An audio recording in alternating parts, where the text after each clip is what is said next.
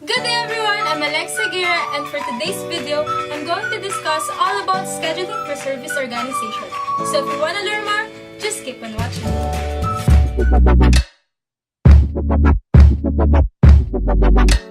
So I have here a picture that I've searched on Google, and it contains words that may define what is scheduling. So it has goal, time, limit, search, and organize. So all in all, scheduling is effective in an organization. Since it is important, it sets a time for a plan to achieve a goal in a specific given period of time. But in some service organizations, scheduling is very complicated. Why? Because of the following. Service demand, quantity, type of service, and timing is often variable and hard to forecast. In addition to this, inventories may not be possible and capacity is limited. Like in a movie theater cannot show the movie before the customers arrive and hope to satisfy demand. The theater also limited as to how many people can occupy the theater at any given time. So because of this constraint, the service organization comes up with two techniques, and these are the scheduling the service demand and scheduling the workforce. Under scheduling service demanded, we have 4: appointment, reservation, posted schedule, delayed services, or backlogs. Let us go to appointment. Appointment. So, one of example of this is when we get our passport. We set a date and a time so that we are guaranteed that when we go there, the staff will accommodate us. So, appointment may define as the following. It is an arrangement to meet someone at a particular time and place. Appointment system sets a time for the customer to use the service.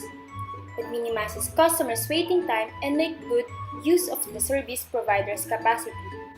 So, appointment systems are usually used by lawyers, physicians, auto repair or service shops, and hair salon. But using this technique has also disadvantage, and this includes no-shows and insufficient time. For no-shows, the service provider may be idle until the next scheduled appointment and incur a loss of revenue. While for insufficient time, the service provider often falls behind the schedule and keeps customers waiting. Reservation. An example of this is when you're planning a birthday party in a hotel. You need to reserve the particular room, such as ballroom or hall, so in that day, the room is already yours. So, reservation systems enables the customers to take control or temporary possession of an item. It provides advance notice of when the item is needed and for how long. Usually, deposits reduce the problem of last minute of no-shows. Next is posted schedules. An example of this is the movie guide in SM Cinema. It contains the movie title, the date, and the time when it will be shown, and also the amount of service. Many service providers post a schedule indicating when a service is available. The posted schedules tells the customers the event date and a time. Examples of this are movie theaters, universities, airlines, trains, buses, retail stores, museums, concerts, sporting events, and many more. And lastly, delayed services or backlogs. These techniques are usually used by the restaurants. Customers are served in the order in which they arrive.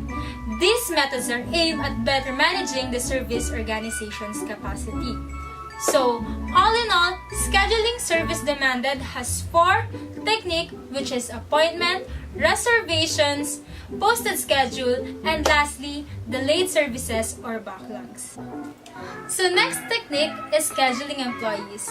So under this, we have staffing for peak demand, floating employees, employees on call, temporary employees, seasonal employees, and part-time employees. So the first one is staffing for peak demand. With this, the organization has enough service providers to accommodate the maximum level of customers' demand. But the obvious problem with this is the cost. Organizations typically staff for peak demand when the service providers have significant skills and the size of the workforce cannot be changed quickly. But you need to controlling the number of employees you need so that the cost will be enough. Next is floating employees. When customers' demand for services can change daily, organizations use floating employees to their advantages. Floating employees perform a number of services and are assigned where they are needed each day. But the disadvantage of this floating employees is approach for some employees that uncertainty of their work location and the transient nature of short-term assignments. Then next is employee on-call. Employee on-call used during specific periods of peak, like physician at the hospital, so they may be on call in the case of emergency, though not physically present unless needed. Although being on call restricts an employee's normal free time, it also means the employee does not have to be physically present in the workplace during the specific period of time. As what I've said a while ago, one example of this is physicians. You need to call them in case of emergency, and that's all. Next technique is temporary employees. An organization can hire temporary employees with almost any skill set through a temporary agency. The agency provides the employees and bills the organization. So these have a contract. For example, you have 1 year period of time you can work in that certain company, and then after that day, you're not able to work there anymore.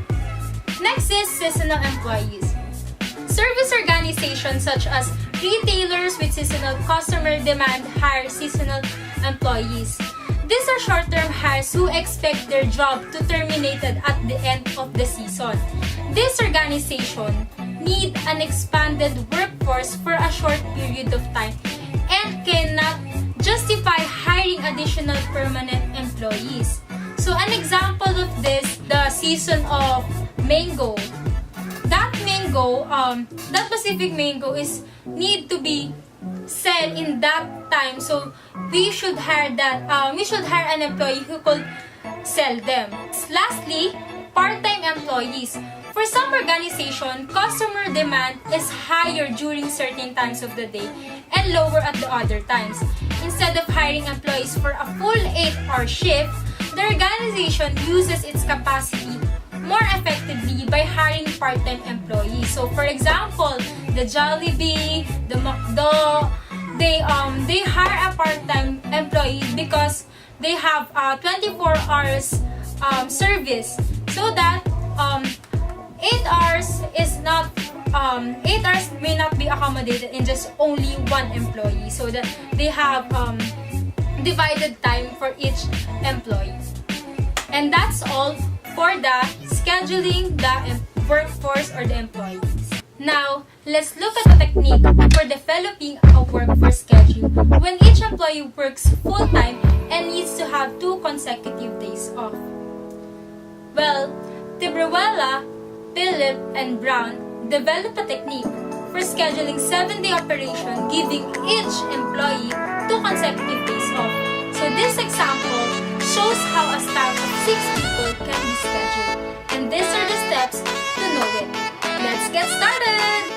So the first step is to find out the minimum number of the employees needed for each day of the week. So in this case, we have Saturday, which has 2 employees. So now, let's proceed to the next step. Step 2. Given the above requirements, calculate the number of employees needed for each pair of consecutive days. So in this table, Monday and Tuesday have 9 employees, Tuesday and Wednesday have 10 employees, Wednesday and Thursday have 8 employees, Thursday and Friday have 8 employees, Friday and Saturday have 7 employees, lastly, Saturday and Sunday have 5 employees. So, in step 3, find the pair of days with the lowest total needed. So in this case, Saturday and Sunday is the 2 days off of the first employee.